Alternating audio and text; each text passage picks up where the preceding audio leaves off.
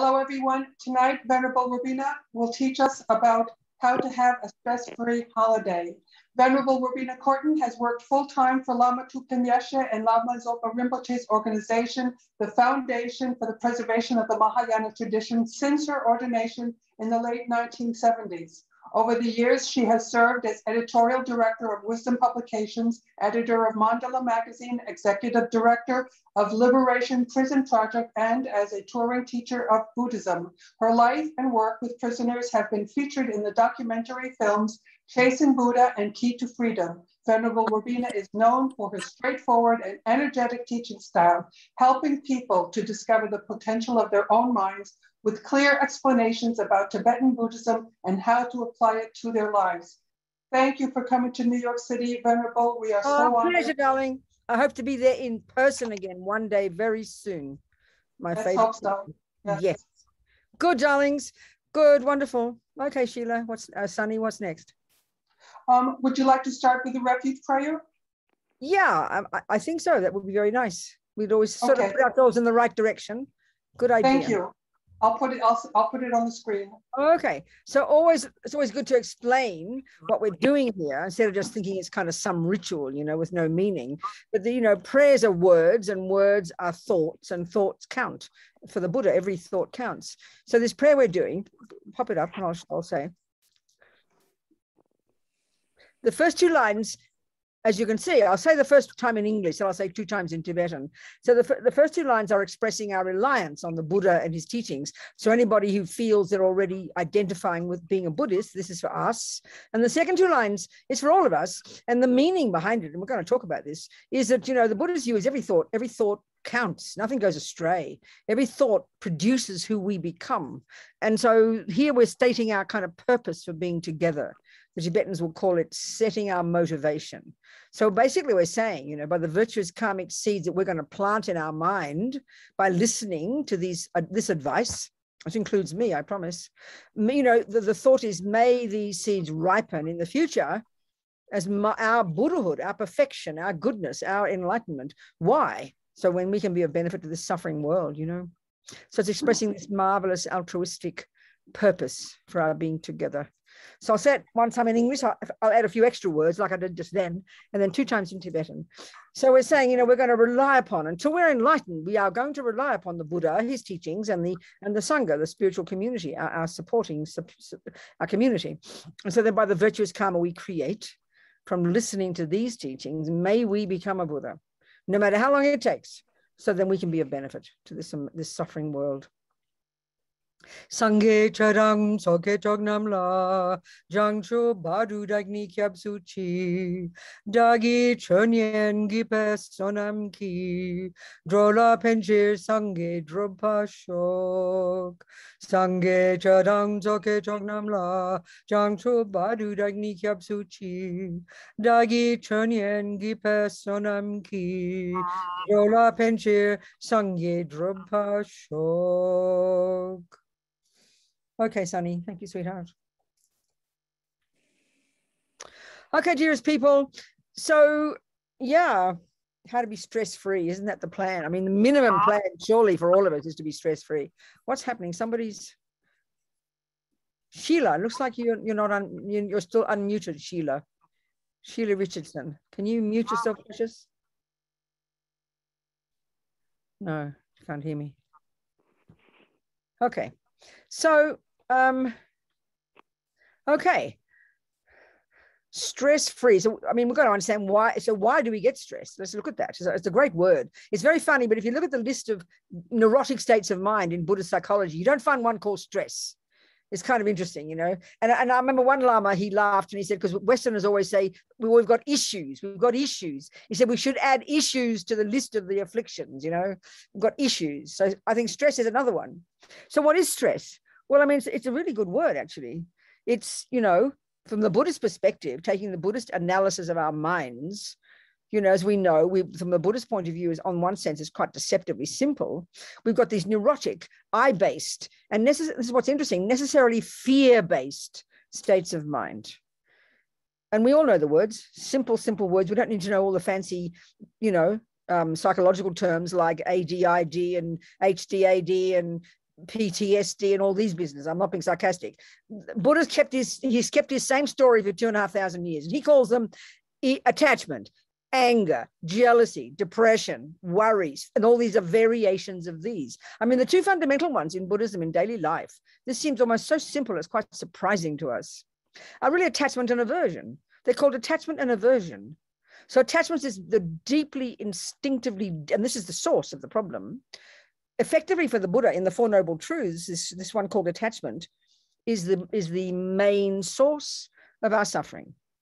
Now, if that's true, because it's quite shocking to us, we would not think that, we would never think that. But this is the Buddhist analysis. What goes on in our mind, as far as the Buddha is concerned, are the main source of both our suffering and our happiness, actually. And so attachment, basically stress, is a nice word for when attachment doesn't get what it wants, or when we're being overloaded with too many things and we just can't, because one of the functions of attachment is to want to control everything. Because attachment is this junkie in us that wants everything to be the way I want it. And it's not being mean, it's just how it is. And the universe is run by this, the cats and dogs and monkeys as well, I promise. The Buddhist view of the mind doesn't just refer to humans, which is most fascinating. So this attachment is primordially deep and depends on the person how deep it is. And it's the main voice of this ego grasping, the main voice of this primordial kind of sense of a separate me, which seems pretty subtle to us. And this is the deepest Buddha's analysis. So this attachment, it's multifaceted, It's in one way, it's kind of emotional hunger, but the deepest fundamental level of attachment is dissatisfaction. The feeling that whatever it is at this second, whatever we've got at this second isn't enough. And depending on how strong our attachment in this dissatisfaction, no matter what happens, we will never be satisfied. And we can see, forget about ourselves, we can see some people are like this. Nothing is ever right. Everything is always wrong. No matter what they get, they always, moan and complain. I mean, not being mean. This is attachment, the suffering of attachment. So dissatisfaction it's the kind of like primordial disease of attachment. So of course, if you're never satisfied second by second, what arises is the other function of attachment, which is this emotional hunger to get something else. You get your coffee, it's not the right taste, so you want something else. You get you get the red light, you want the green light. Whatever arises when you're really dissatisfied, the attachment wants everything to be lovely, but then when you're really dissatisfied, then you always want something more. And that is almost the arising of aversion, You're expecting something to be the way you want. When it comes, it's not what you want. Attachment turns into aversion. And so, I mean, this is so quick. It's like 1,000, it's like every millisecond this process is happening. And depending on the person, how strongly it happens, So we can handle a little bit in the daytime when there's a few little things that might annoy us. But suddenly when it becomes overwhelming, like your mother and your father and the 5 uncles and aunties are all there, with this intense thing of families, the karma between us and families is really powerful. We can see that, Well, there's too much going on, like it bombards us. Then poor attachment can't handle it, has a mental breakdown. And that's when stress occurs. That's what stress is. Stress is when you can't handle what's in front of you. Stress is when attachment isn't getting what it wants. Attachment wants things the way I want them, the right shape, the right color, the right sound. And attachment wants them according to my capacity to handle them. So if suddenly too much happens at once, our poor attachment can't cope, So that's what we call stress. It's a polite word for aversion. It's a polite word for anger, really. But of course, it's extremely subtle. So how do we manage this? What's the point? Well, this is why, I mean, this almost seems almost too strange sometimes, but the very first level of Buddhist practice, we don't think of it like this. I mean, the Buddha, we know, divides us into 3 pieces. He says we've got the mind, which is the source of everything. It runs the show, surprisingly. But then we've got a body, and that body, we've got both the body, but we've also got speech. And we can see that our body and speech, basically, and it's a great way of putting it, they're like the servants of our mind, aren't they? I mean, if we follow it, we don't often follow through the logic of this. We just think there's a person and they're shouting. There's a person and they're punching. But there's 3 things going on. There's the mind. And then because the mind is uncontrolled and we don't ever observe what's going on in our mind, and then suddenly the speech is saying something.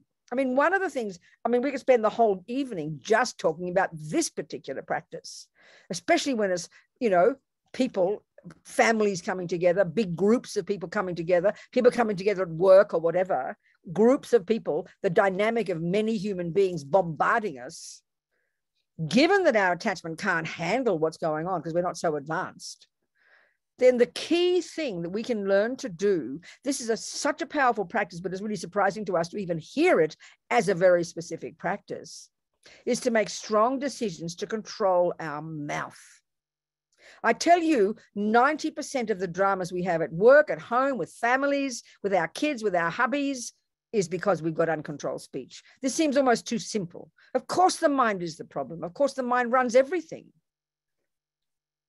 But we know the damage. I mean, we might not, each of us in this room here might not run around raping and killing too many people. We might not go around stealing or punching people, but look at our speech.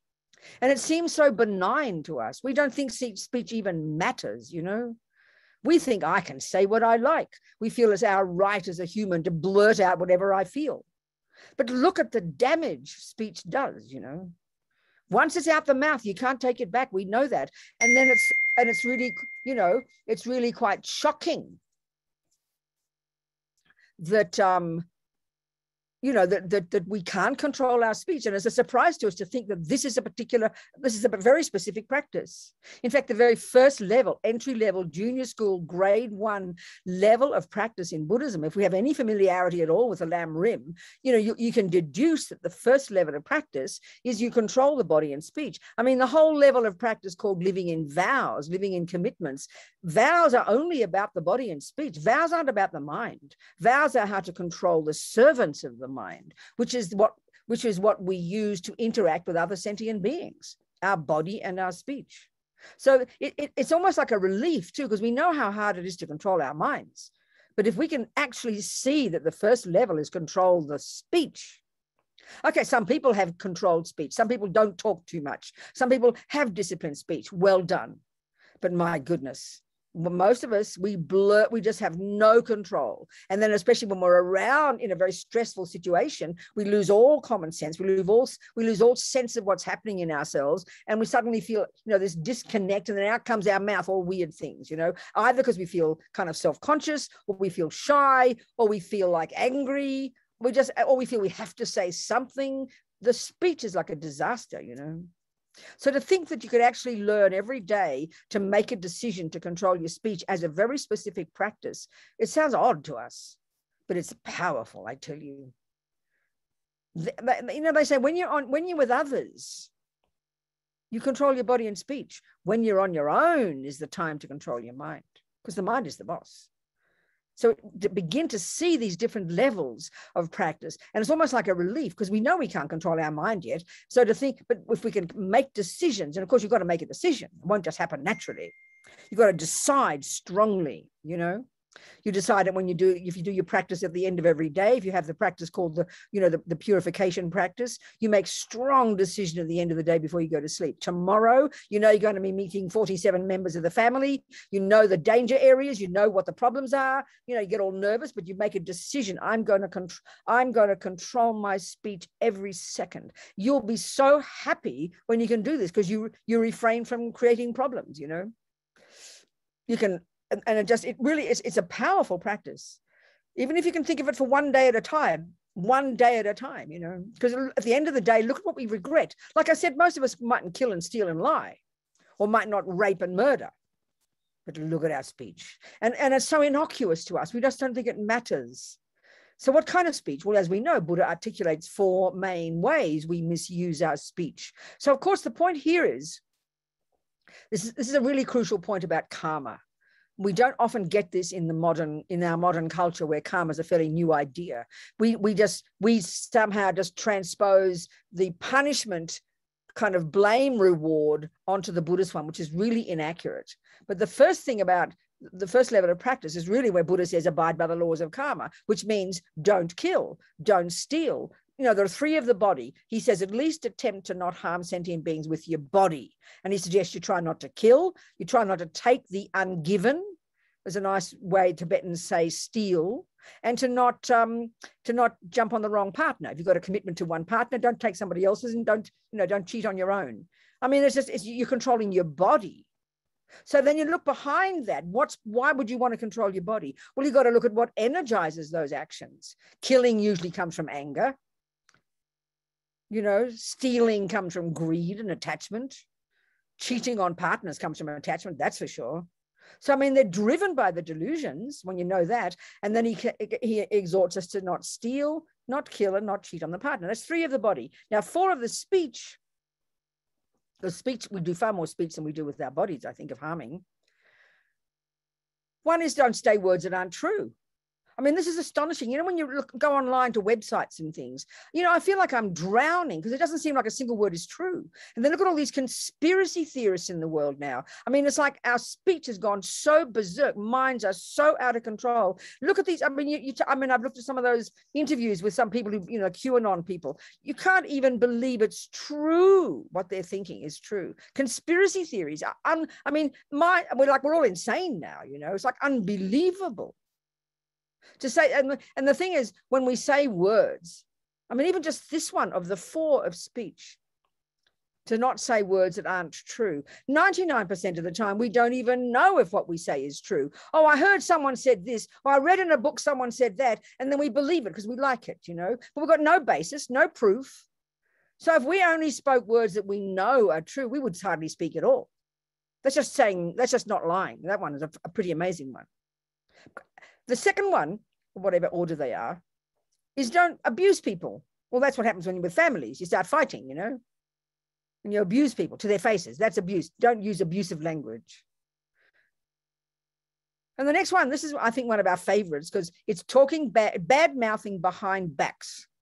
Think about this one. We love to talk about what Auntie Mary did to everybody else who agrees with us, or that mean person at work, or that Mr. Trump, what he did, all the politicians you read about. We never stop finding fault, but the person's not there. So we feel very happy and comfortable to say it. And especially, of course, if the people in front of us are believing us and are agreeing with us. We never stop doing this one. I mean, especially among families. Look at the causes of the schisms, the divisions among families. And it's not even that you fight.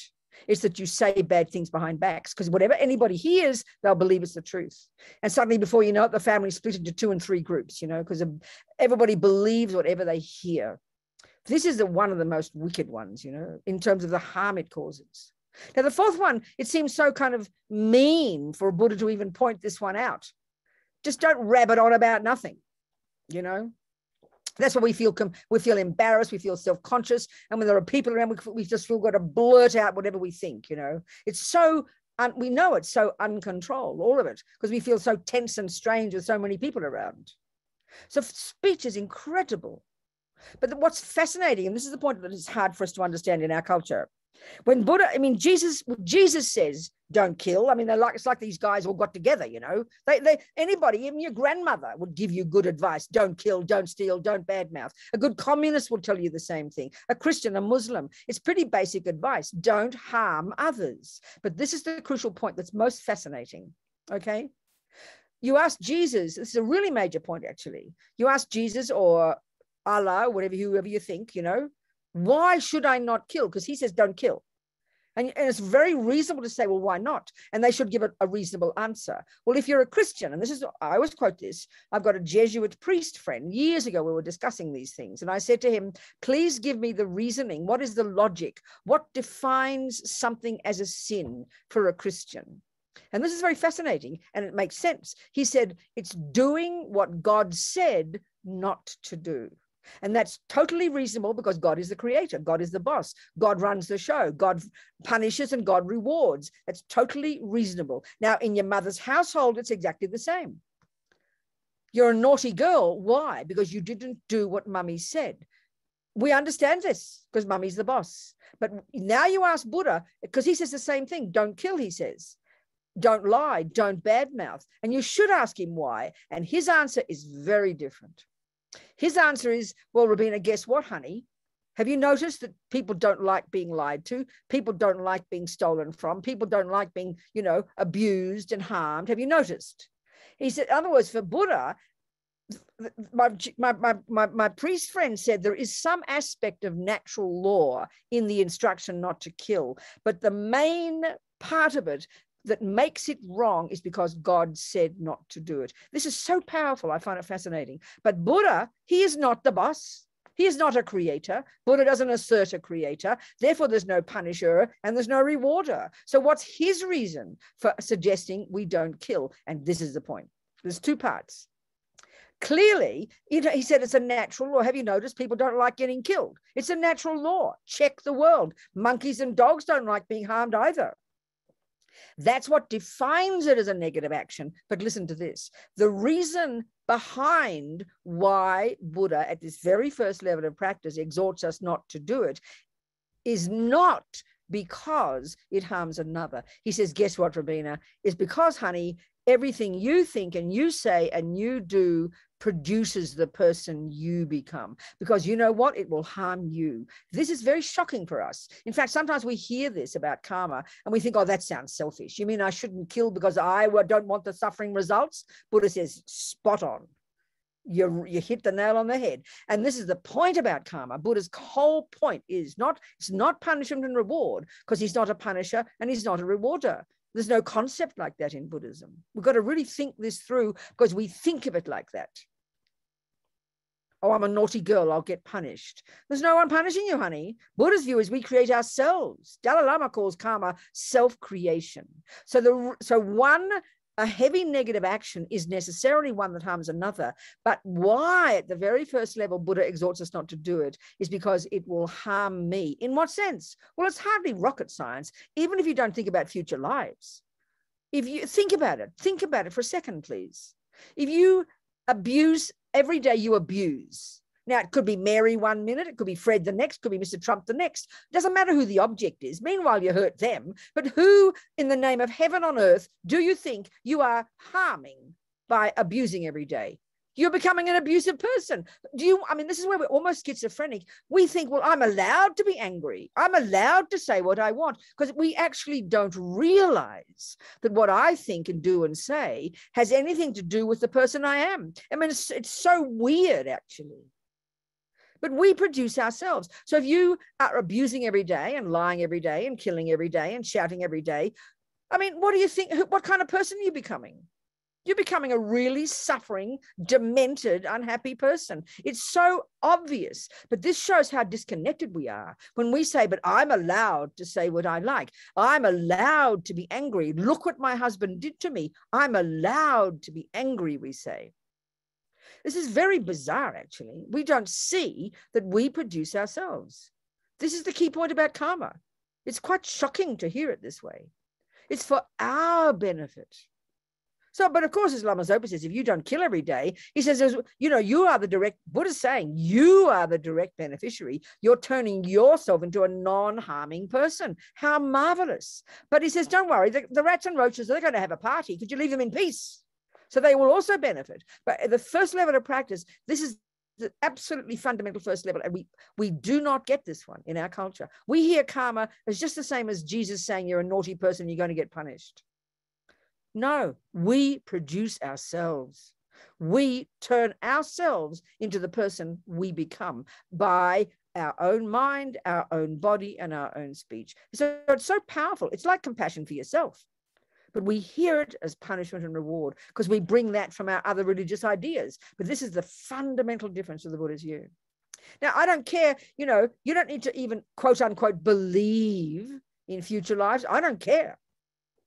Forget even about the person you produce in 27 years' time, not to mention the person you produce in the next life. It fits for the Buddha, but just the person you produce from day to day. What do you think? It's so kind of like a revelation. But it takes us time because we have this sense of kind of, I'm allowed to. Look what the world is doing to me. I'm allowed to be angry. Because, this is the unfortunate thing about ego. It sounds kind of cruel. It's like victim. How dare that happen to me? I don't deserve it. I'm allowed to be angry. I'm allowed to be jealous. I'm allowed to be resentful. Of course you are. Of course you're allowed to. No one's saying you can't. But look at the person you're harming, yourself. This is the one. If we can get this one, wow. This is the fundamentals of karma, Then we can begin to have compassion for others because we realize we're all in the same boat. So that's the bigger picture of it. So then the thing is here as well. Clearly, you can see with families, look at the harm we do to each other. you know, and we feel so bad afterwards. And I mean, like, I look at the suffering among families, the dramas, the talking behind backs, and the divisions in families, you know, unbelievable. I always talk about my family. I'm not like we're all saints or anything. We're not. But there are 7 of us, 7 siblings, quite close in age. We're all kind of like, I mean, my mum, I think my mother had 8 kids in 9 years or something, you know. So we're all now, one of them died, a sister. So there's 6 girls and my brother. And we're all like, there's about 9 years between us, which my mum was quite busy, you know, having 8 babies in 9.5 years. So we're all between 70 and 80, pretty much, you know. I'm the second one. So I'm like, well, a bit less than 80, but getting close. And my brother's the youngest. So the thing is, we've always had this very volatile relationship because we've never been very rich when we were children. We're all very bossy. We're all A-type personalities, I think, except for my brother, maybe not. Well, the poor brother at the end, he's probably I don't know, maybe the bossy sisters anyway, whatever. So the thing was, as kids, we'd always fight. Of course, you fight with your children, all living together. We had to share beds. We were poor. But as we got older, we all left home, you know, did our own thing. And we've got many similarities, but of course, so many fundamental differences. So many. Of course we have. But, I mean, we'd fight. We don't have Thanksgiving in Australia. We have Christmas, and that's our big deal. So we go home for Christmas, and we'd fight. But we'd always get over it. We'd always forgive each other. We've never had a schism in the family, which is amazing. But I remember maybe more than 20 years ago now, more maybe 30, I don't know for how long. But somehow, because all my sisters, I really admire them, and I admire my brother. They're all good people. They try to help. They're, you know, moral, they're ethical, good people. None of them, we're all brought up as Catholics, but they're not Catholic anymore. Of course, I'm not. I'm a Buddhist now. But the thing is, what I've seen is over the years, we've made this kind of, there's like an unspoken agreement now. And each of us, some of us, you know, maybe leading the way and others picking it up, that when we're together, you know, not that often, but quite frequently for gatherings and parties and Christmas and birthdays and things. And I mean, I'm here now, but, you know, when in Australia, we've got this, we do not talk about things that are controversial that we would fight about. We just do not go there. We just do not go there. And the other major one that we don't do now is when we talk to each other, because we talk a lot. I FaceTime, I call my one sister, the other brother, always chatting to each other. We do not criticize each other to each other, pretty much. And it's like something really we have all agreed upon, but unspoken. Well, I can't tell you the difference in the harmony among us, you know. There's genuine good feeling among the family. We genuinely appreciate, we even praise each other or rejoice in each other, which with siblings, you often do not do that, you know. And it's really powerful. I'm not trying to say we're saints, but the difference is incredible, I tell you. And the feeling between us when we are together and this ability to praise each other now is very powerful, I tell you. And that's because of speech. We've controlled our speech, you know. It's so profound, but it seems it's almost surprising to point it out because we don't think of it, you know. Control the mouth, you know. But you've got to decide. You've got to decide to do it. Otherwise, it won't happen naturally. This is 90% of, I think 90% of our problems will be solved. I swear to you.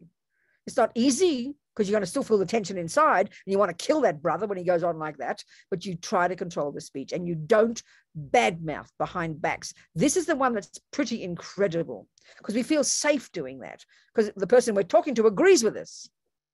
You know, but if we can stop doing that one, it's incredible. Because we all know you hear one opinion of one person and then you believe it from there on. You don't even analyze, you just believe it, you know. Oh, she did that. It's one of the most poisonous things that causes so much problems at work, at home, you know. It's very powerful. So anyway, what time is it? For only 30 minutes I've been talking, not long. So come on, ask me some questions now. That's what I'd like. Ask me some questions, please. Bring up things. It's really good. Any old thing. It'll be a good discussion, I think. Questions, whatever you'd like to ask me.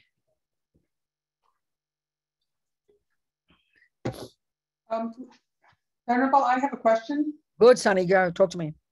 Yeah, you know, practicing Buddhism over the years, you know, that since when I started, it's you know, living with the Dharma is really incredible. How do you get more bodhisattva or bodhicitta in your life? your life is getting better and better. And you tend to get lazier and lazier. I mean, it's just things are, that's one response. So I understand, Sunny. No, it's a really good question. Let's look at the whole path, the whole structure. This is why I love this analogy, and I repeat it constantly, because it's really a way of framing the entire structured step-by-step stages of our own personal practice, that a bird needs two wings. So what I've been discussing so far is totally only the wisdom wing. And the wisdom wing is all the nuts and bolts of the very beginning stages of practice, which is can first control your body and speech, which is the whole first scope of the Lam Rim. It's all about controlling your body and speech, abiding by the laws of karma, living in vows, disciplining your body and speech. That's the essence of the first level of practice, Sunny, the beginning of the wisdom wing. So the beneficiary of this, like I'm saying, is you. You become a more disciplined person. You have more control over your speech. You are the beneficiary, but remember, also, incidentally, the rats and the roaches will have a party. Your sister will have a party, because you leave them in peace. So the direct beneficiary of this first stages of practice, the direct beneficiary of the wisdom wing, is the nuts and bolts of applying Buddha's teachings for your benefit. Now, the next level, is the middle scope. This is where you start to learn about the mind, Sunny. You learn to understand the delusions that underpin the actions of our body and speech. And this is where you actually become a Buddhist. This is the real work of understanding the Buddhist view of the mind, the delusions, how they cause suffering, and then your day-to-day job is to distinguish between the delusions and the positive qualities. This is the job of being your own therapist, as I like to quote Lama Yeshe. This is the wisdom wing, Sunny. If you completed this part of the practice, you'd eventually realize emptiness and you'd achieve your own nirvana. That's the first stages of practice. That's for you are the beneficiary. You're turning yourself into this marvelous person the Buddha says you can become. That's your inner job. That's the retreat mode. That's the wisdom wing. You are the person. You are controlling your body, your speech, in your mind, and you're becoming this marvelous, fully fulfilled, content person. So far, so good? Yes. Okay. Now, what does this qualify you to do? Is to open your eyes and go, oh my God, we're all in the same boat. Now, the compassion wing, that's the bodhisattva path. And the emphasis, you continue to work on your mind, Sunny. That never changes from here to Buddhahood. That never differs. But the emphasis becomes now, the first level is to control your body, speech, and mind, because you want to be happy. You want to stop suffering. You're sick of suffering. You are the beneficiary. You've got to know that you are the one who will benefit from this. And you should be happy about this because you're sick of suffering. But now you continue to work on your body and speech, but now it's in reference to how to break down the barriers between self and other that these delusions have created. And you now learn to continue to work on yourself in how to help others is the basis. That's where the compassion wing comes. So the wisdom wing is, in a sense, you do it on your own, on your cushion, and while you're on your own. But when you're the compassion wing, so the bodhisattva approach is, when you're on your own, you watch your mind, you control your mind. When you're with others, the bodhisattva path is you think of being there to help others. What can I do for others? So when you're going to go to the party, the family party, if you're together enough, you've done your inner work, you realize you are there for mummy's sake, daddy's sake, aunties and uncles and cousins, and you're there to be of use to them. You go around just being, you have to walk around like a saint, but you instead of this self-conscious, I'm at this party, I'm going to say what I like, look at that ugly uncle over there, which is so self-centered. You think I'm there for others. That's the approach of the compassion wing. That's the general approach in every day-to-day life. When you're on your own, you do your own inner work. When you're with others, you work for others. Now, because that's hard, because if you're still neurotic and miserable and you're fighting with your husband every day, you can't get past your own nose. You can't even see other people except in terms of how they harm you. So the inner work is pretty powerful. And that's why, many of us have really good hearts and choose jobs to help other people, but we get completely burned out and completely stressed because we haven't done enough of the inner work. We don't know our own mind well enough. We can't see that even if we're loving and kind, but we get abused and misused by others because we haven't worked on our attachment. Why we suffer because we're kind people, because we get used as a doormat, isn't because you're being kind. It's because you're attached. We haven't looked at our attachment, which is this attachment to ourselves as being a good girl. So then our attachment poisons our compassion. It poisons. Do you understand what I'm saying? Mm. So this is, you've got to do you cannot leap into the compassion wing. You cannot leap in, and and only help others. You've got to do the wisdom wing first. This is the way of putting it. This is crucial. And when we really understand this, we'll understand the whole path. Are we communicating? Yes, thank you. Good. So we have to know what we're capable of, Sonny. So, you know, if you're feeling fairly fragile and, you know, you're in an abusive relationship and you know you've got to go to the party of the family, but you're feeling all fragile and can't cope with all these people, well, honey child, don't go. Have the courage not to go. Don't put yourself in danger. It's just like if you're an alcoholic and you tried to give it up, you would not go to a party where all the alcohol is there. You'd keep away to protect yourself. That's the attitude of the wisdom wing. You have to know what's good for you. You have to know what you can handle. And why we get into so much trouble is often because we don't know what we can handle, and we get into big problems and we sink and we drown, you know. We've got to know what we're capable of. We've got to do the inner work first. That's the wisdom wing. That's the first level of practice. And they're the stronger, and the result of that is you become a more wise, more fulfilled, more content person. Now you're more capable of helping others. It's easier and easier and easier. You become the courageous bodhisattvas who only want to benefit others. But we can't just leap into that. It's a more advanced level of practice. We've got to understand the logic of that by looking at the practices. Do you understand? Thank you. Good. Good, darling. Thank you so much. Who else, dearest one? There's a question in the chat from Erin Clark. She asked, who is it? It's from Erin Clark. Erin, good. Go on then, yes. I'll read her in the chat. Good. Could you please, what would you recommend for those of us whose families are very devout practitioners of another faith and are unwilling to discuss Buddhism? What if family members would feel deeply disappointed at best to learn that I have been practicing Buddhism and deepening my Dharma practice? I won't hide my practice, but I would like to avoid harming others too. Absolutely. Well, I think, you know, I mean, it's like a practical issue. You know, if you're going to a party where everybody is a fanatic baseball fan, and they couldn't care less about tennis, but you're a tennis player, you just have to keep your tennis quiet. I'm sorry. There's no benefit in trying to barge in. I want you to learn about tennis. They're not interested in tennis. They like baseball. Well, let them have their baseball and have enough courage just to be who you are. Let them think what they like. Let them ask questions, but they don't really want the answers. So you don't have to hide it, but you don't have to talk about it. And this is our trouble. Often when we start something fairly new, I'm not saying this person, I'm not saying, Erin, that it's new for you, but often we want to share it with other people.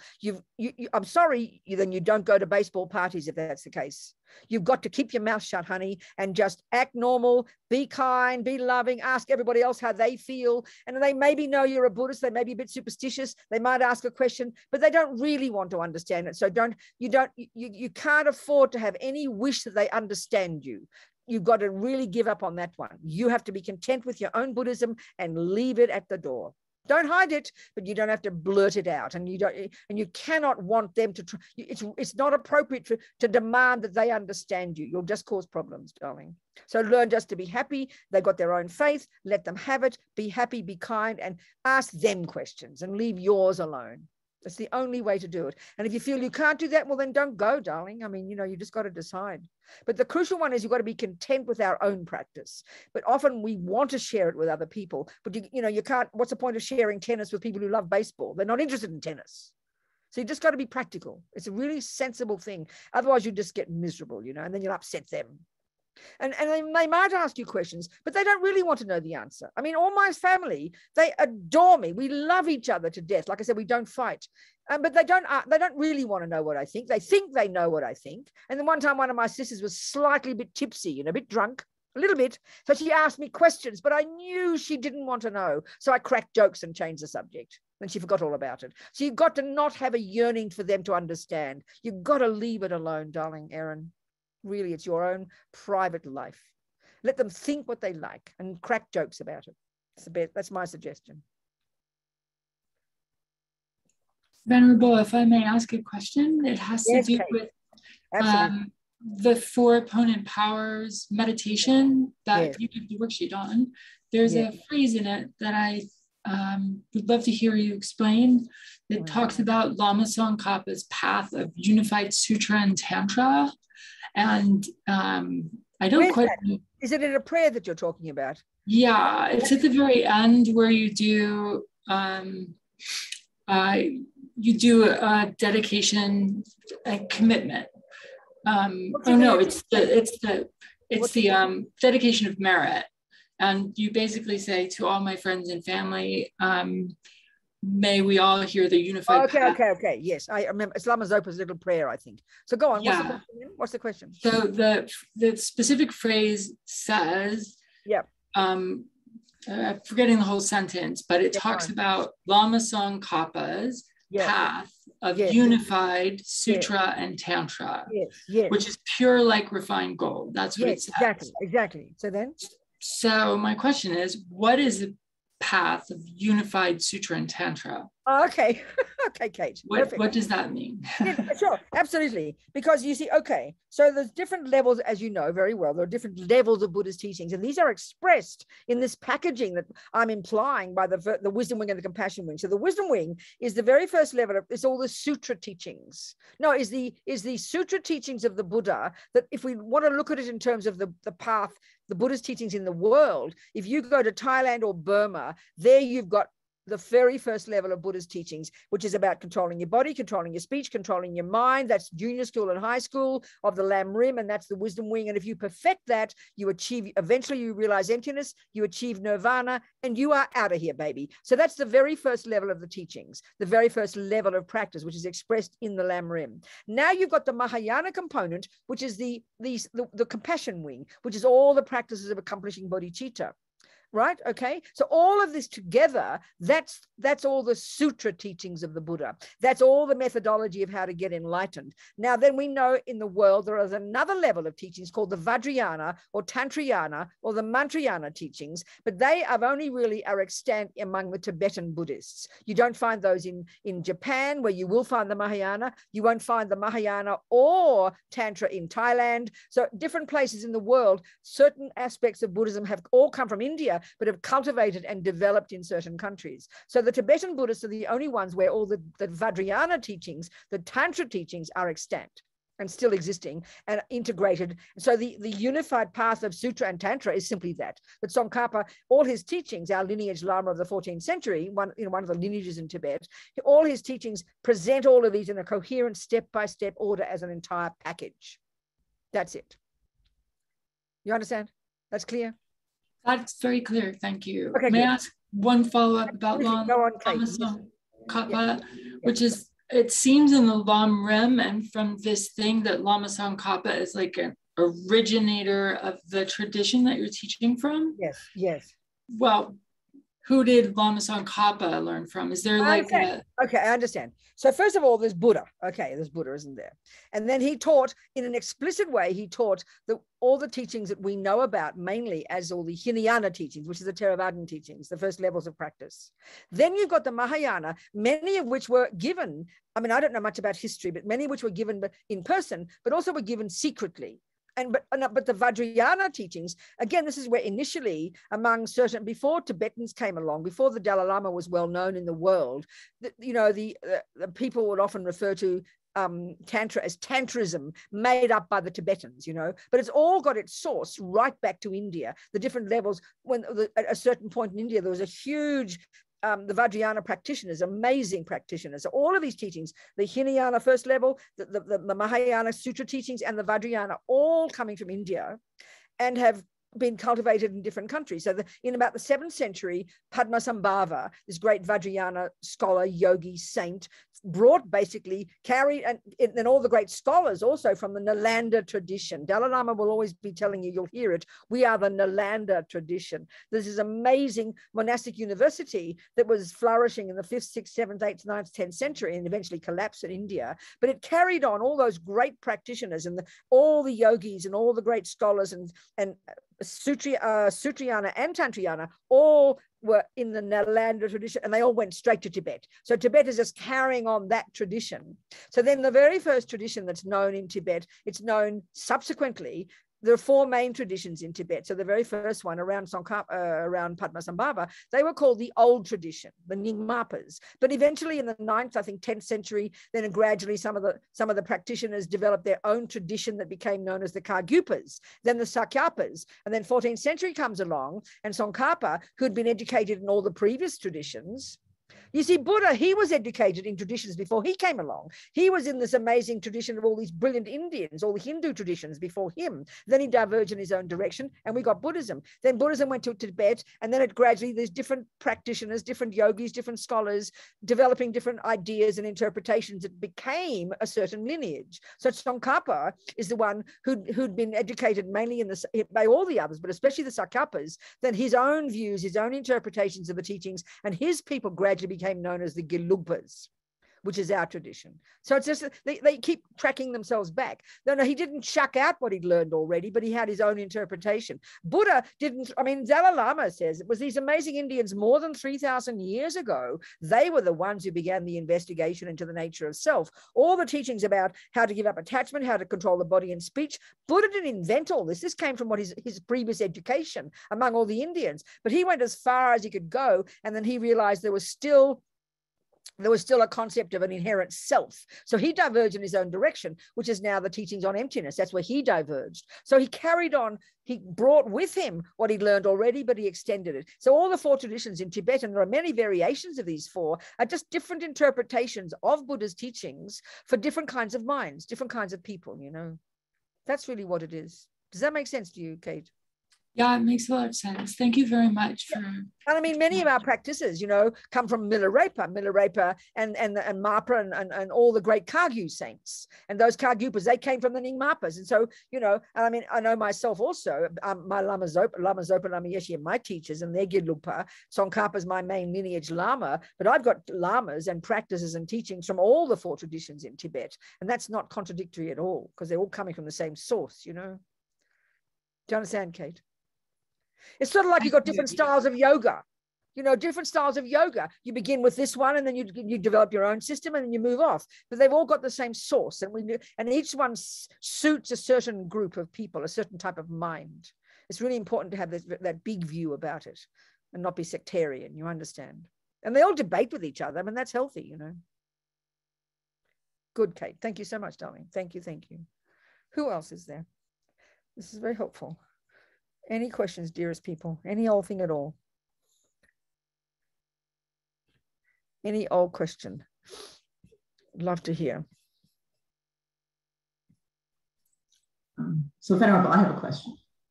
Yes, Sheila, talk to me.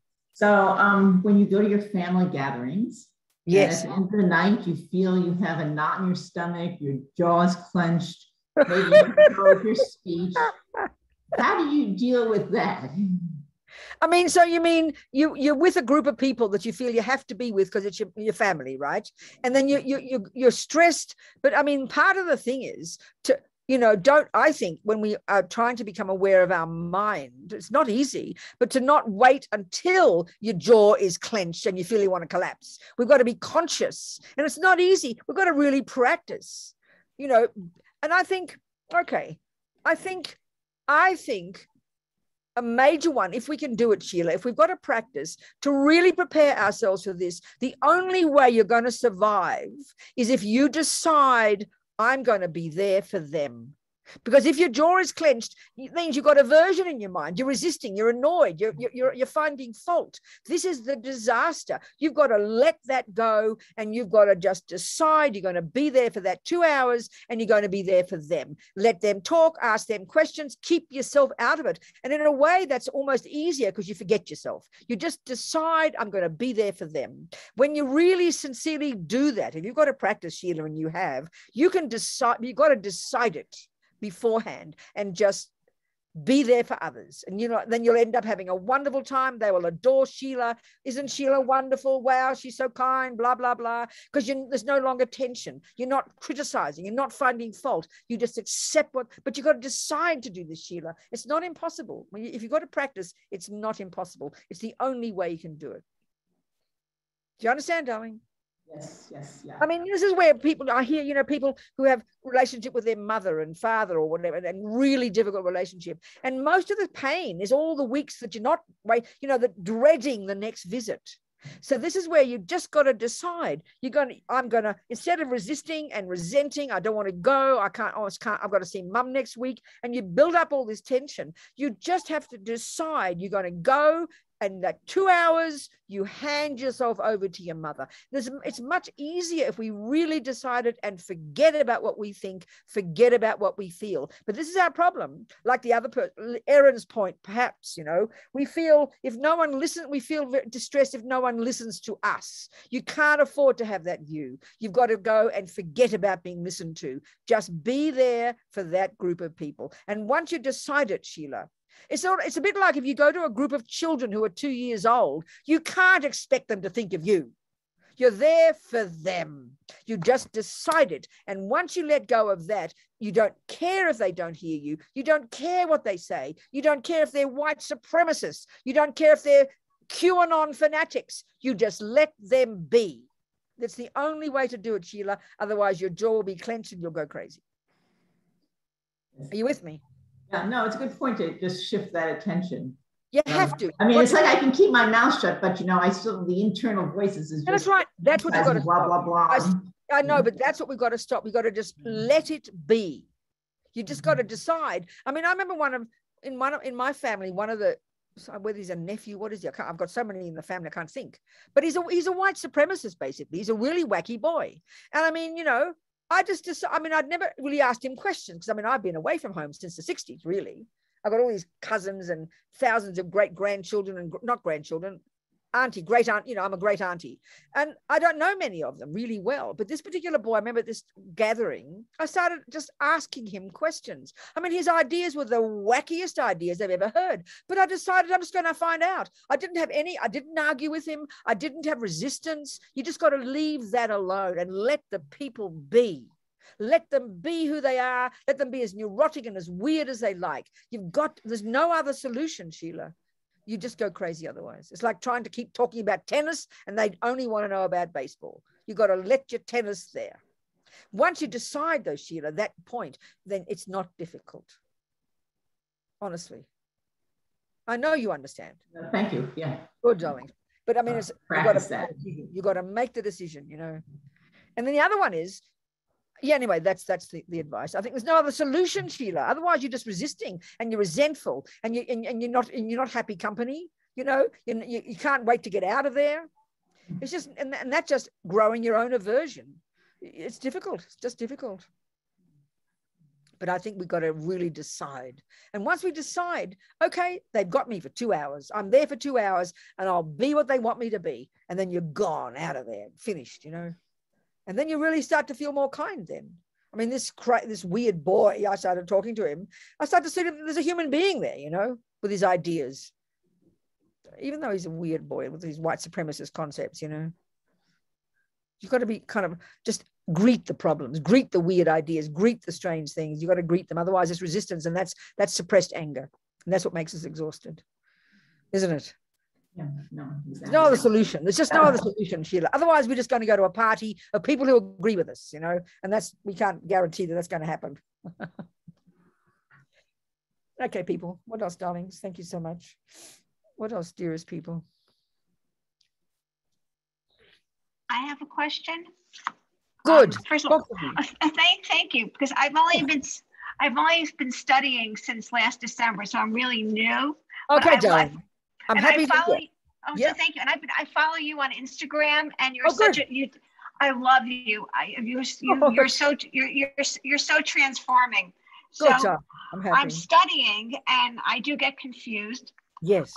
So I'm stuck on that. There's no inherent existence, and all phenomena are dependent arisings. Okay. Can you elaborate? I'm really working hard. I mean, you just jumped into the deep end, which is the essence of all the path. It ends up with this. My little thing hides your name. I can't see it. What is your name? My name is Michelle. Michelle, I can't, because my little sign sticks over your name there. Michelle, good, okay. So, darling girl, okay. If we look at this whole package of Buddha's teachings, the lam rim, as you know, this term you must have heard, it's just a Tibetan term referring to all the different teachings that are presented in an orderly way according to the capacity of this disciple. So one way of framing that whole path is the wisdom wing and the compassion wing. So all the teachings about love and compassion and the bodhicitta and the maha are all about how to be of benefit to others, the compassion wing.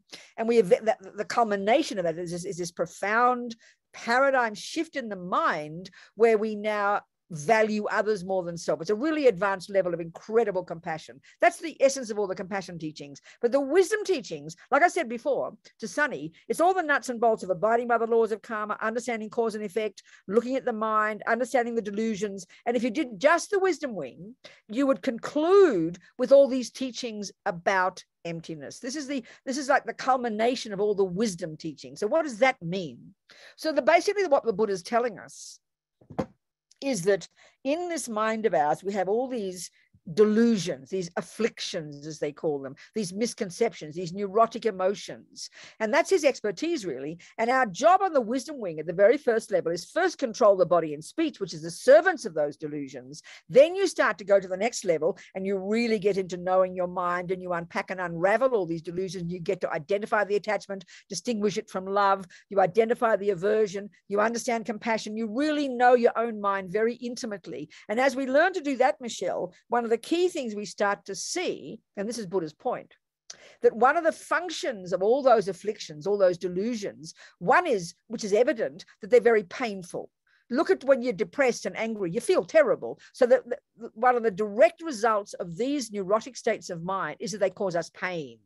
Now, but the other one, when we start to really understand it, and this is moving towards your question, the deeper level of the way all these neurotic emotions function is that they are all actually rooted in misconceptions. That, let's say attachment, for example, there's the chocolate cake on that plate. You're attached to chocolate cake. So what does that mean? It means you have this tendency in your mind, due to habit, of this emotional hunger that feels that something's missing. And in your case, you dump it on chocolate cake. It could be a handbag. It could be boyfriends. I mean, we all know about this. So then so one function of attachment is it makes you very agitated and unhappy. But the deeper function of attachment, and all the delusions is the same, is that actually it exaggerates the deliciousness of the cake. If you know very well, if you're in love with Fred, attachment completely goes berserk. You can't believe it. You're completely berserk. And what attachment does is over-exaggerate Fred's beauty,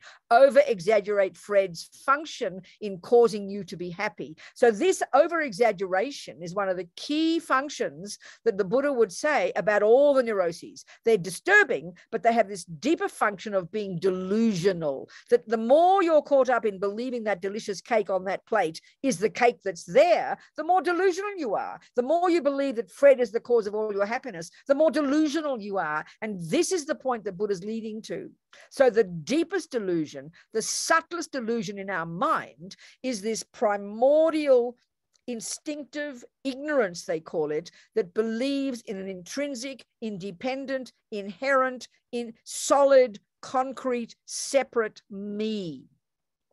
The main delusion that comes from that is the attachment to get what that me wants, and then aversion when the attachment doesn't get what it wants. And all these afflictions, they have the disturbing emotional component, but they're also misconceptions, and they're deep in the bones of our being. So the deepest misconception, the deepest exaggeration is this ignorance, they call it ma-ripa, unawareness, this deepest, most primordial ignorance in the mind that underpins all the others. And when it relates to the self, it's known as ego grasping. And so that ego grasping is primordially deep, and it's a deep instinctive belief in a real, solid, independent, intrinsic, inherent, intrinsic, separate me. But it's so subtle we don't notice it, Michelle, because it's underneath everything else. So when we really start to unpack and unravel all these delusions, we're going to get down to this one. And basically the Buddha teaches about this one in the framework of what he calls the two truths. So, so then one truth is that there is a conventional me, there is a conventional chocolate cake, there is a conventional Fred. We have to be clear. You define your terms. There is Fred. But then what happens is with all the things out there in the world, Fred, chocolate cake, yourself, whatever the events are, if we see them through the lenses of attachment and aversion and the ego grasping, they literally don't appear properly to us. We are misconceiving their existence. So ego grasping is the deepest lie of all, but attachment, for example, over-exaggerates the deliciousness of the cake. So the cake that's on that plate and the cake that you see through the lenses of your attachment are not the same cake. We made up a load of rubbish. When you are angry with Fred because he cheated on you, the Fred that you see out there, ugly, mean Fred who causes my suffering, is not the Fred that's existing, because the delusions distort, they exaggerate. So the first level, we have to understand how attachment exaggerates and aversion, but that leads us to the deepest one. So basically, the chocolate cake, attachment causes it to look more delicious than it really is, but the ego grasping, or the ignorance in the mind that underpins that attachment, is exaggerating the very ontological status itself of delicious cake. Delicious cake appears to be on that plate, having nothing to do with what you're seeing. It's out there from its own side, having a real intrinsic character. And that's how the whole world appears to us. And there's just layers and layers and layers of lies out there in the mind. So unpacking and unraveling this process is really the job of being a Buddhist. So the Buddha's telling us, when we hear that, therefore, the deepest one he talks about, he says, that cake, that intrinsic, real, independent, delicious cake on that plate that appears to you like that, he says, when you do the analysis, you will not find that cake. You have to do, and this is the deepest analysis when we get to the one of emptiness and dependent arising. And these are the two truths. So we have to first establish there is a cake. Don't chuck the baby out with the bathwater. There is a cake on that plate, but not the cake you think. It's the cake you're seeing through the lenses of ignorance, through the lens of attachment, or whatever the delusions are. So dependent arising, there is a chocolate cake there. But ultimately, when you do the analysis, you will not find any intrinsic, inherent cake in and of itself there on that plate.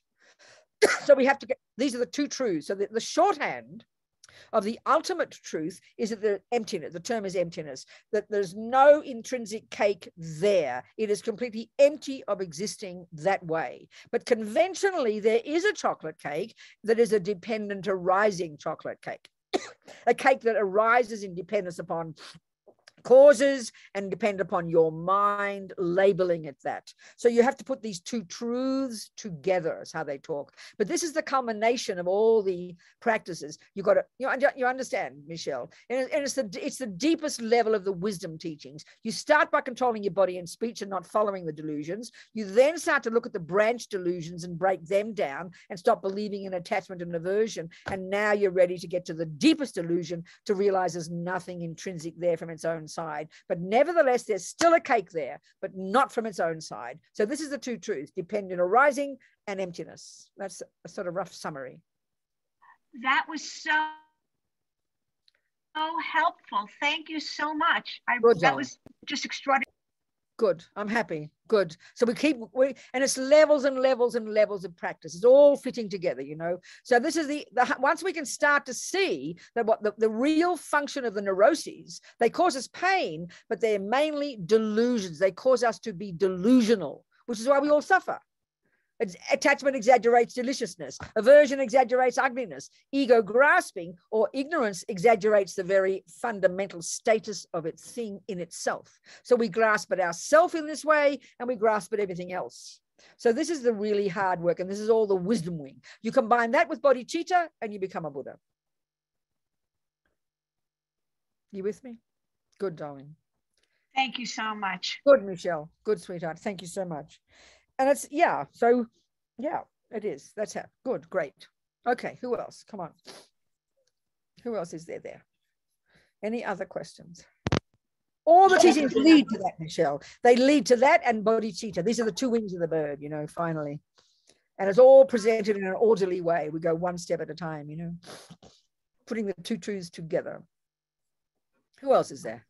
What other questions do people have? Please, dearest ones. Peter, I have a question. Yes, Eileen. Eileen, yes. Hi.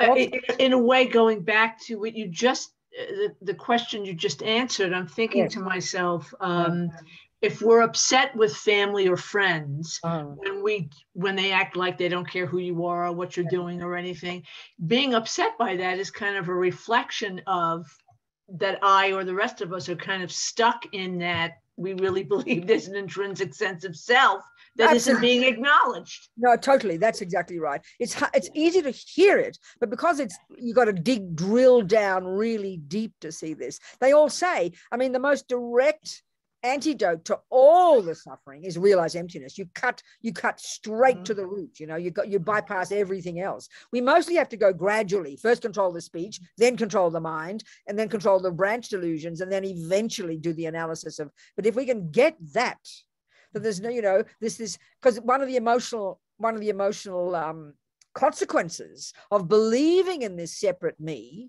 this intrinsic me, is this emotional hunger to be heard, Eileen. This is what's fascinating. The deep attachment is the main voice of ego grasping, attachment, but the subtlest attachment, the deepest attachment, the most primordial attachment, it's so close to the root delusion that it doesn't go until you realize emptiness. And that's the attachment to being seen and heard. That's the consequence of this separate sense of self. We crave to be heard. Because why? Because attachment is the symptom of a half a person. If we have attachment, we've got emotional hunger. If you're hungry, you feel like you're missing something. So the deepest way it functions is we crave to be seen and heard by others. But we have to ask ourselves the question, why would someone else validating my thoughts? Why should that be important? I should validate my own thoughts. I've got to become my own person, be content with myself, which is why with Sheila's question, if you can leap into the compassion wing and forget about yourself, that's the simplest solution. It's a way of also realizing emptiness. But when we've got this emotional hunger, I want to talk about baseball. They don't understand. Oh, they're the baseball. I'm tennis. That's right. I want to talk about tennis. Why don't they ask me about tennis? They're not approving of my tennis. Well, if you should approve of your own tennis. But that's the thing that's so incredible about attachment to reputation, attachment to being seen by others. It assumes that I am nothing unless someone else approves of me.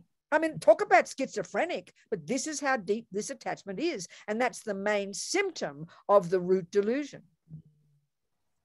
They talk about the yogis in the mountains who've given up attachment to everything, but they're still thinking of what the people in the village are thinking about them. And if we begin to listen to the constant conversation in our head, it's all about conversations with people. We want to tell people something. We have an experience, we are dying to tell somebody. And that's what, I mean, look at loneliness. What do you think loneliness is? Loneliness is that I don't have anybody to listen to me. I don't have anybody to hear my thoughts. But you've got to ask yourself the question, why should I want someone else to hear my thoughts?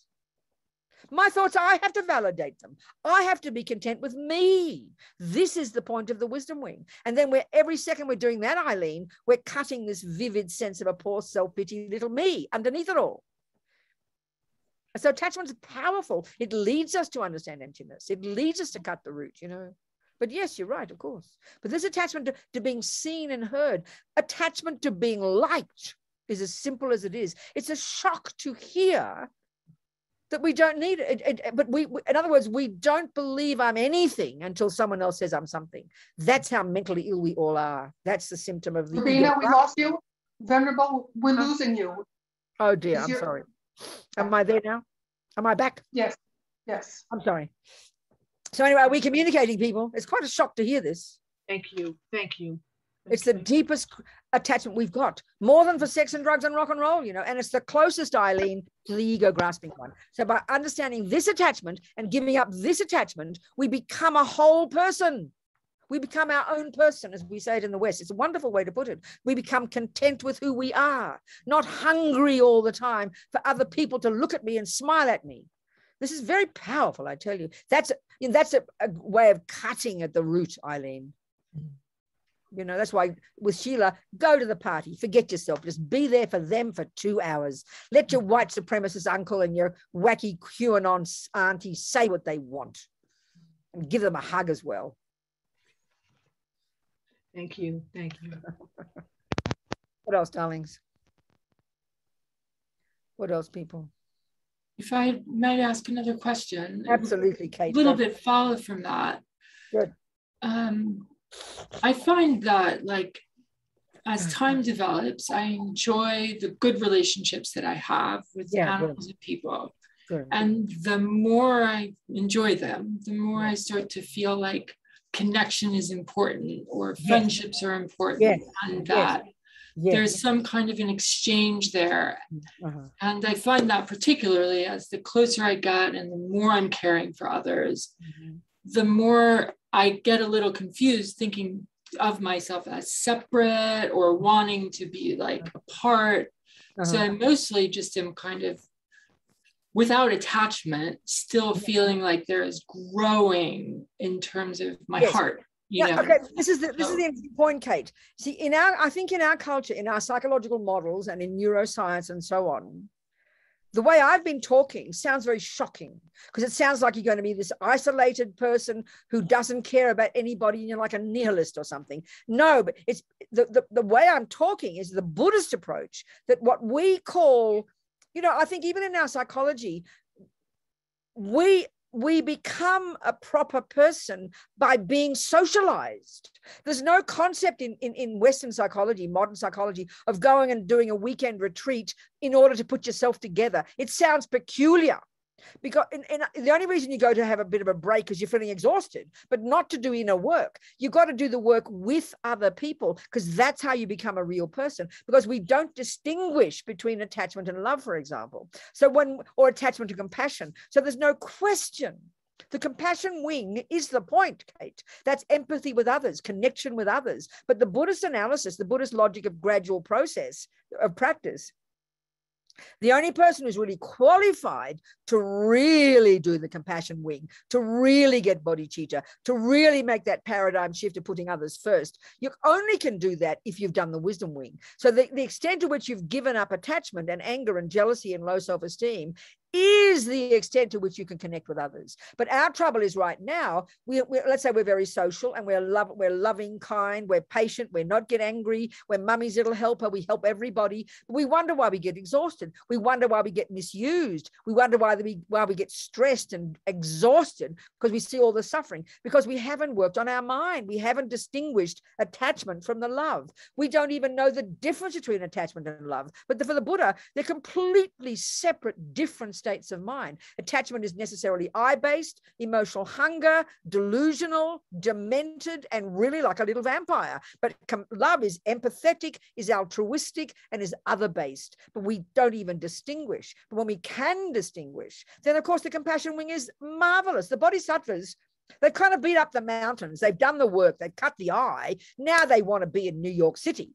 I mean, I joked recently, I don't know if I told you, I love New York City. I'm a New York City girl, I like crazy people, big places, mad people. So anyway, I'm in Santa Fe. Mary, she's up in Taos, which is even quieter than Santa Fe. I mean, I'm on the front door here. There's about 1.5 people walk down the street. I haven't met a mad person yet. There may be a couple of junkies around. I haven't noticed them. I haven't noticed much dramas. Santa Fe's so quiet. And I've been here for 18 months, and I was figuring, I'll sit down and relax. I've kind of retired now. I'll do my Zoom teachings. I've given up travel. And then a month ago, I went to New York. I don't know if I didn't tell you guys. I didn't tell you, Sheila. I didn't go to see you all. But a friend of mine who's in England, Jamie, he does all my social media. He's a West End theatre director, and he was nominated for one of his plays on Broadway at the Tony Awards. So I went to the Tony Awards, and I suddenly kind of felt like I'd woken up out of a dream. My God, I thought, what the hell am I doing in boring little Santa Fe? I want to go to New York again and go to the crazy big cities. So now I'm traveling again. I'm off to Europe in December. But what I'm meaning is, I'm not saying I'm a bodhisattva, but bodhisattvas want the crazy. They would rather go to the crazy cities and go to boring old Taos or Santa Fe. They don't want to retire to a quiet place.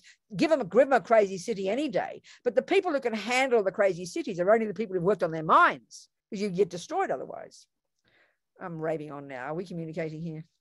So compassion and empathy are the point, honey child. But it's dependent upon how much wisdom work you've done. And that's really the quickest way to do it, is give up sex, drugs, and rock and roll, honey. Go to the mountains, realize emptiness, get bodhicitta, then you can come and empathize with the entire universe. Absolutely. So that's the real hands-on job if you've got families. is to learn to distinguish between the attachment and the love. And that's the powerful job, that's the expertise of Buddhist psychology. When we can do this, you're on track, babe. You understand, Kate? I do. And to borrow a phrase from you that you say a lot, junior school, I think junior school compassion work is like with animals, because animals are slightly simpler, so it's easier to sort of distinguish my own attachment versus exactly. No, of course. I mean, but this is another whole kettle of fish now, Kate, that when we understand the levels of compassion, in general, the compassion wing is more advanced as university. The wisdom wing is junior school and high school. But the trouble is, and this is also why the compassion wing is dangerous for us if we don't understand Buddha's understanding of compassion. So there's 3 levels of compassion. I mean, the 3 levels of suffering. If you want to, I mean, obviously compassion is empathy with another person's suffering, but we have to know what Buddha means by suffering. And this is back in the wisdom wing. So we learn the 4 noble truths, and he has 3 levels of suffering, Kate. The very first one is the obvious one. And this is the only one we have compassion for, which is when the bad things happen. The poor little animals who get hurt, the people who get, abused, children, animals, war zones, terrorism. So we only have compassion for them because that's the only way we understand compassion. But the second level of compassion, Kate, is coming from the second level of practice, which is understanding attachment. When we've understood attachment, this is when attachment gets what it wants. That's what we mean by happiness. So when we understand that Buddha's saying that's the second level of suffering, a more nuanced level of suffering, then suddenly you look at the world and all the happy, beautiful people. You'd think normally, why would I have compassion for them? Because they've got the subtle level of suffering of believing that attachment is the cause of happiness. And then that means also you then have compassion for all the harmers because they're harming themselves. So when you really understand the 4 noble truths, which is in high school, this prepares you for the compassion wing, where you now will have compassion for every sentient being, but at the different levels of compassion, different levels of suffering. And you can't do that. You can't just leap into that until you've done the wisdom wing again, But yes, it's easy for us to have compassion for animals, but only some animals, darling. We don't have compassion for the rats. We don't have compassion for the cockroaches. We're happily slaughtering them. Why? Because they don't suit our needs. We have compassion for the pussycats and the doggy woggies because it's easy. Do you understand? I do. I just want to say that I've been trying to work really hard to have compassion for the flies and roaches. There you go. Same way I do for my cats, and it's so hard. Of course it's hard. And this is where when we understand that at the moment, any of our good qualities are polluted by the 3 poisons. They're polluted by ego, grasping, attachment, and aversion. That's why the wisdom wing is so intense, to lessen those delusions. Then our mind can really open up to more genuine empathy, more genuine compassion. It's a full-on job, but that's why it's so important to understand the levels, the stages of practice. This is so important. Yes, dearest people. Thank you. We have 10 minutes to go. What else can we talk about? Come on. Somebody in the chat room, Sunny, darling. I have another question, if that's okay. Absolutely, Michelle. Talk to me, darling. So it's about attachment and older children. My daughter's 35, and my girlfriends all have the same issues with their older children. We think it's love, but I think the more I meditate, I'm discovering that it's attachment and craving, which really makes me very uncomfortable. That's right. Maybe you can talk about that. And how you balance that, because we want them to come home for the holidays. We want this. We want them to behave. We want them to give back what we gave them, but it doesn't work that way. Yes. Oh God, Michelle, it's a minefield. I can't imagine being a mother. I can't imagine being a parent. For me, it's just like a minefield. It's intense from the time they're born. And if you're really trying to practice, it's the most intense practice, because your job every second is to distinguish between attachment and the virtues. And that's why the Buddhist psychological model is so clear. The delusions are complete. I mean, in other words, if you had, put it this way, Michelle, if you had mainly attachment and mainly anger and mainly jealousy, you'd be one of those vampire, totally destructive, totally unhappy, totally manipulative poor mummies that people often complain about. You'd be totally demented, suffering human being, and your children would not be able to bear the sight of you because you've mainly got attachment. That's how suffering attachment is. But luckily, you've got love and compassion, which mitigate your attachment. So at least you can be grateful for that. But it's constant work. I mean, I can't imagine with parents, because all you want is your baby right there. All you want is your children to love you and to see you for what you've done and thank you and be there for the holidays. Of course you do. And that's, so part of it is the natural community. It's the natural kind of, we've got a karmic connection with, first of all, with people. There's a karmic connection. A strong karmic connection is just a neutral thing. You've got strong history with a certain person, honey child, that's how come they come to your womb. Then you've got your attachment and your love and whatever you do with that relationship. And that's the hard work. So, you know, the love part is wanting what's best for them. We all know this. Love is wanting what is best for that person, whatever makes, and you only want to do what is best for that person. So if from the time they're little, if you can learn to follow the love and compassion, you'd be a very wise, very skillful parent. They would never hook your attachment. You wouldn't get manipulated by them. You'd have tough love. You'd make the tough choices, and you'd really be a brilliant mother. That's the ideal. But attachment is the part that makes us weak, that makes the children look divine. You think of them the whole time, and you feel needy for their approval, needy for their presence. That's from attachment side. So this is the hard work every single day, darling. This is the job, you know. And this is where, for me, it's utterly heartbreaking. The number of parents who come to me in tears and brokenhearted because their children have rejected them. I can't even imagine the pain of this, you know. It's just unbearable because their attachment and their anger are completely exaggerating, you know, their mothers and what they did to them. I mean, the whole world blames our mums, you know. It's so shocking. I can't imagine the pain of being a parent. Unbearable. So it's full on hard work, honey. So the sign of if it's a delusion is if it's uncomfortable. The sign if it's a virtue is it's spacious. It's a good little indicator. And of course there's attachment there, and you've got to work on it constantly. But when you've got not much attachment, but more love, you're able to say no, and you'd be very disciplined, you'd be very clear. And I know with my mother, we had a chaotic family, joined the universe. You know, my father was a bit naughty daddy, doing naughty things. My mother would always be overcompensating, you understand? And I know she would, and I just kind of intuitively knew it as a child. I wanted her to be more disciplined and to be more strong, but she'd always give me a long leash, you know. She'd always get me off the hook. And I was kind of confused by it because I wanted discipline. I knew I wanted that. And she would do things like do my homework for me because she was overcompensating because my father was behaving badly. And it was just confusing, you know. It was confusing. She thought it was love, but it was attachment, you know.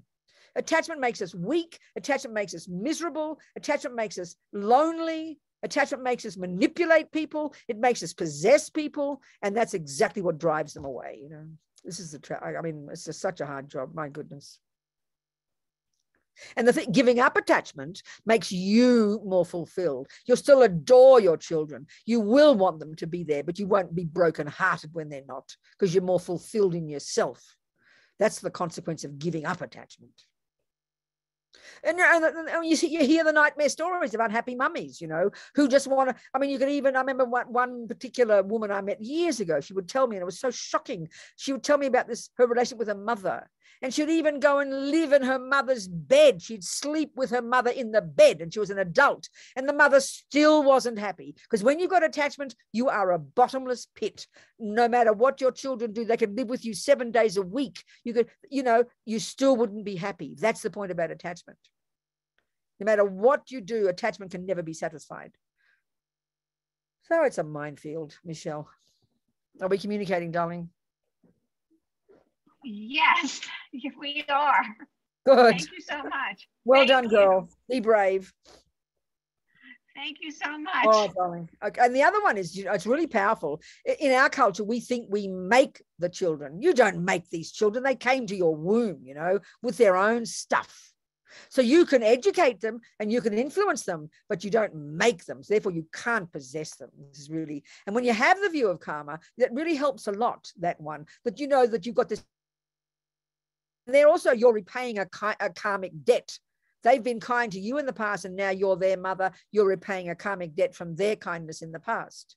You know, so that's, and so you give them this opportunity to have a life, but you don't own them. You didn't make them. And then when bad things happen and they turn out, crazy, you don't feel so much guilt. I mean, I know with my mother, when the bad things happened, and I remember even as a kid, it infuriated me that somehow she felt she was the blame for everything that went wrong. And I remember feeling kind of insulted. Excuse me, Mum, I played some role in my own life. Back off. Because guilt is like part of attachment, and you think you're the whole. It's like self-pity, really, because you're not. These children came into your womb, and you've got this relationship with them, and you're in this thing. You're in this interdependent relationship together. They brought their. You've got your stuff, and you all work together. You're not the boss. Do you understand? You don't possess and own them. You didn't make them. That's a powerful one. That's why we suffer so much in the West, I think. That we treat children like like another limb, It's very heavy. Anyway, blah, blah, blah. I don't have children. I always say if I had a husband and children, they'd be dead. So just as well I became a nun. That was extraordinary. Yeah, good. Time to go, darlings. So I'll see you next week and we'll carry on the conversation. Shall we, Sheila? Sunny people, everybody, just delight for 90 minutes. Whatever's been useful, bring it into the mind, chew it, taste it, try to internalize it, practice it, and don't give up on yourself. Don't give up on your marvelous potential, and leave yourself at the door when you go to the parties. All right, just make a decision. You don't care if nobody asks you a single question. You're just going to be there for them. Once you decided, I swear, you'll feel relieved, you'll feel released, you'll feel liberated.